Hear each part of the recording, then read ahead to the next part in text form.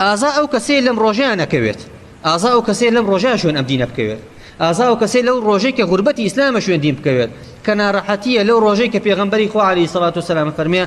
بەدە الئیسلام غەریبەن، ئەها ئیسلام چۆن دەستی پێکرد چەند غەریبە، چەند نامۆی لەناو خەڵکیە، وستعود غەریبەن کەما بەدە، غەریبی ژەبێتەوە لەناو خەڵکیە. فەطوبى للغرباء،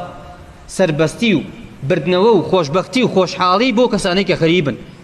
کە خەڵکێکی کەمن ئەهلی حەق لەناو خەڵکێکی زۆری ئەهلی باتیلە، ئەوانەی کە مخالفەیانەکەن زۆر زیاتر لەوانەی کە موافقەیانەکەن. ئازا ئەو کەسێ لەو ڕۆژەیە شوێنی دینی خوا بکەوێت کە کاتی غوربەت و ناڕەحەتیە، کە ئەو کاتێک کە پێغەمبەری خوا عەلەیهی سەڵات وسەلام فەرمێ القابض على دینه كالقابض على الجمرة،